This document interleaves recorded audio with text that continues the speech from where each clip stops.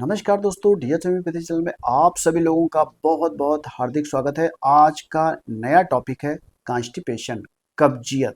कब्जियत होने से हमारे शरीर पर क्या इफेक्ट पड़ता है, कब्जियत कैसे होता है, कब्जियत क्यों होता है, ये आज हम इसके बारे में डिस्कशन करेंगे।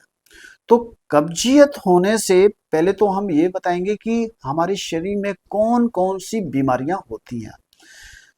आज के प्रेजेंट सिनेरियो में जैसे कि सभी को पता है कि एक आर्थराइटिस का प्रॉब्लम चल रहा है। आर्थराइटिस में भी अगर हम बाइफरकेट करेंगे तो रूमेटॉइड आर्थराइटिस भी हम बोल सकते हैं, गाउट का भी प्रॉब्लम बोल सकते हैं, ऑस्टियोपोरोसिस भी बोल सकते हैं, ऑस्टियोआर्थराइटिस भी हम बोल सकते हैं। तो ये हमारी आर्थराइटिस की बहुत सारी ये प्रॉब्लम्स आ रही है। क्यों? जब भी कभी कॉन्स्टिपेशन का प्रॉब्लम होता है तो आप देखेंगे कि जब हमारा पेट यानी कि स्टमक जब प्रॉपरली अगर क्लियर नहीं होता है तो इसका मतलब क्या हुआ कि जो भी हम खाना खा रहे हैं वो प्रॉपर इंटेस्टाइन से वो क्लीन नहीं हो रहा है। वो स्मॉल इंटेस्टाइन भी हो सकता है, लार्ज इंटेस्टाइन भी हो सकता है। तो जब ये प्रॉपर अगर वहां से क्लियर नहीं होगा तो आप देखेंगे बॉडी में हमारा एक ये डिजीनेस भी महसूस हो रहा है, या बहुत सारे जो हमारे एसिड्स हैं वो हमारे उनका एक्यूमुलेशन काफी ज्यादा हो रहा है। अब वो एसिड जैसे सभी को पता है कि एक NaCl, KCl, HCl hydrochloric acid उसमें 70% सबसे ज्यादा रहता है, और वो ज्यादा रहने की वजह से हमारा जो भोजन का जो मेटाबॉलिज्म जिसको हम लोग बोलते हैं उसको ठीक करने में वो मदद करता है। तो जब हमारे बॉडी में जब एसिडिक चीजें जब ये हमारी बढ़ जाएंगी तो आप देखेंगे कि आर्थराइटिस का प्रॉब्लम हमारा वहां पर बढ़ जाता है। इसी तरीके से ये तो मैंने आपको एक डिजीज बताई जो कि मैंने आर्थराइटिस के बारे में जो मैंने ये डिस्कशन किया, इसीलिए मेटाबॉलिज्म डिसऑर्डर मैंने इसीलिए उसको बोला हुआ है क्योंकि ये सभी को पता है कि मेटाबॉलिज्म डिसऑर्डर की वजह से हमारा एक डायबिटीज का प्रॉब्लम भी आता है। क्यों?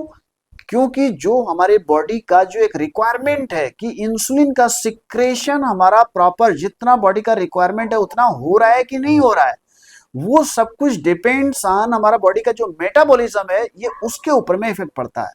नेक्स्ट एक हार्ट डिजीज भी इसकी वजह से भी हो सकता है, किडनी का भी प्रॉब्लम हो सकता है।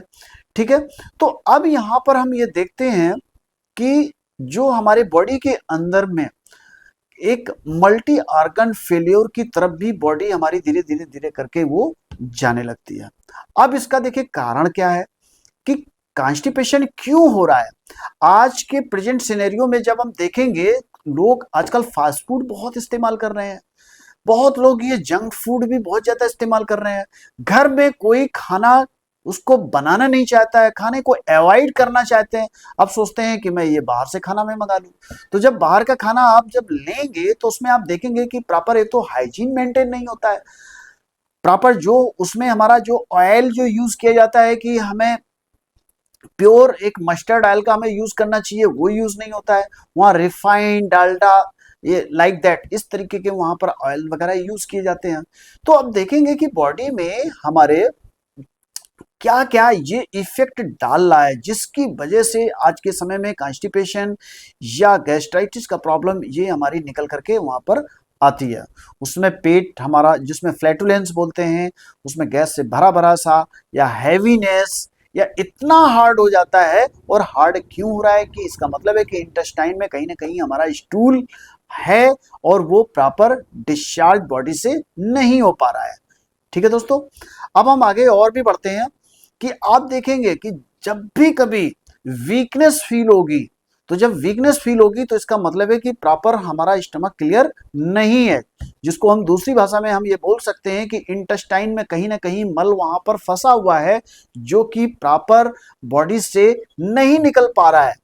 तो जैसे कि हम ये बात कर सकते हैं कि अगर हम यहाँ इंटेस्टाइन की बात करते हैं तो एक 27 फीट लंबी एक इंटेस्टाइन की जो लेंथ होती है वो बॉडी में हमारी आ, उस कंडीशन में वहां पर वो बॉडी 27 फीट की, यानी कि जो इंटेस्टाइन की जो लेंथ है वो हमारी बॉडी के अंदर में पूरा रोटेट करते हुए मूवमेंट करते हुए जो भी हम ये चीजें खाते हैं तो वो स्टूल के फॉर्म में हमारी बाहर डिस्चार्ज होती हैं। ठीक है दोस्तों, तो अब अगर मैं डाइजेशन की अगर मैं बात करता हूं तो हमारे माउथ से लेकर के तो हमारा इनिशियली कहाँ, जब भी कभी हम कोई भी फूड अगर हम इंटेक करते हैं तो वो सबसे पहले कहाँ जाता है, वो माउथ से होते हुए एसोफेगस में जाता है। एसोफेगस से कहाँ जाएगा, स्टमक में जाएगा। स्टमक से जो भी वहां पर मैंने जो 3 टाइप के जो मैंने एसिड बताए थे, NaCl, KCl, HCl, उनके साथ में मिक्सअप होके, जिसमें कि उसमें हाइड्रोक्लोरिक एसिड सबसे ज्यादा रहता है, उसका मिक्सिंग होने के बाद में डिओडेनम से होके वो स्मॉल इंटेस्टाइन में जाता है, और स्मॉल इंटेस्टाइन से होते हुए फिर वो लार्ज इंटेस्टाइन में जाता है। तो अगर हम प्रॉपर जब वहां पर कोई भी फूड का इंटेक करते हैं, और इंटेक करने के बाद अगर हम प्रॉपर वाटर इंटेक अगर नहीं कर रहे हैं, तो वो मॉइस्चर को वो मेंटेन नहीं कर पा रहा है। तो जब वो मॉइस्चर को मेंटेन नहीं कर पाएगा तो स्टूल हमारा वहां पर हार्ड हो जाएगा। इसीलिए हम लोग बोलते हैं कि समर सीजन में 10 से 15 ग्लास हमको कम से कम पानी पीना चाहिए। ठीक है दोस्तों। और अगर विंटर सीजन है तब भी हमें 4 से 5 ग्लास एवरी डे हमको पानी पीना चाहिए। अब हम और भी बात करते हैं कि कॉन्स्टिपेशन होने के और क्या क्या चांसेस हो सकते हैं। आज के समय में आप देखते होंगे कि बहुत सारे लेक्सेटिव आइटम लोग यूज करते हैं। क्या, कैमचूड़, ठीक है ना, कैमचूड़, उसका एड भी एक आता है। ठीक है। अब उसमें उसमें उस एड में भी बोला गया है कि पेट सफा तो हर रोग दफा, ये बोला गया है। तो इसी तरीके से बहुत सारे लेक्सेटिव आइटम हम लोग क्या करते हैं, कायम चूर्ण लेते हैं या त्रिफला चूर्ण लेते हैं। तो कभी भी भोजन को डाइजेशन के लिए हमें ये लेक्सेटिव आइटम या डाइजेशन से रिलेटेड हमें कोई भी चीजों का हमें इंटेक नहीं करना चाहिए। जो नेचर ने हमारा बनाया है, नेचुरल तरीके से हमारे भोजन का डाइजेशन होना चाहिए। इसीलिए बोला गया है कि भगवान की कोई भी बनाई हुई चीज को जिस फॉर्म में हमको गॉड देता है, उसी फॉर्म में अगर हम इस्तेमाल करेंगे तो देखेंगे कि हमारा बॉडी में कोई भी प्रॉब्लम नहीं होती है। वो चाहे कॉन्स्टिपेशन का प्रॉब्लम हो, चाहे गैस्ट्राइटिस का प्रॉब्लम हो। फॉर एग्जांपल, अगर हम packed item for like that, हम अगर बिस्किट अगर लेते हैं तो देखेंगे वो हमारे गम्स और टीथ के बीच में वहां पर चिपक जाता है। तो जब जिस तरीके से वो हमारे गम में या हमारे टीथ में अगर वो चिपक सकता है, तो उसी तरीके से इंटेस्टाइन में भी जाकर के वो स्टिक हो जाएगा, चिपक जाएगा। तो प्रॉपर वहां पर हमारा इंटेस्टाइन क्लीन नहीं हो पाएगा। ठीक है दोस्तों। तो मैं यही बोलना चाह रहा हूं कि जो भगवान की जो भी बनाई हुई चीज है, जिस फॉर्म में है उसी फॉर्म में ही हमें उसको इस्तेमाल करना चाहिए। ठीक है।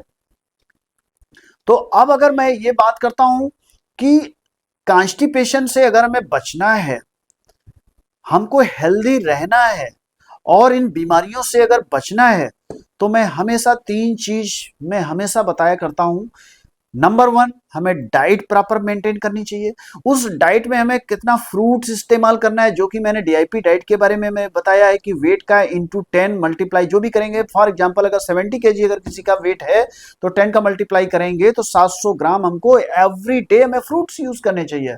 और जितना हम फ्रूट्स लेते हैं उसका हाफ हमको सलाद इस्तेमाल करना चाहिए। और मैं ये कभी नहीं बोलता हूं कि फ्रूट्स आप बहुत कॉस्टली खाएं। जो सीजनल फ्रूट्स आ रहे हैं हमें वही इस्तेमाल करने चाहिए। वो चीप भी मिलेंगे और उनमें प्योरिटी भी ज्यादा होगी, और उसमें केमिकल्स वगैरह भी उसमें इतना ज्यादा यूज नहीं किया गया होगा, जिससे कि हमारे बॉडी के लिए हार्मफुल नहीं होगा। तो पहला समझ आया कि हमें डाइट को अच्छे से मेंटेन करना है, ठीक से खाना पीना हमको रखना है।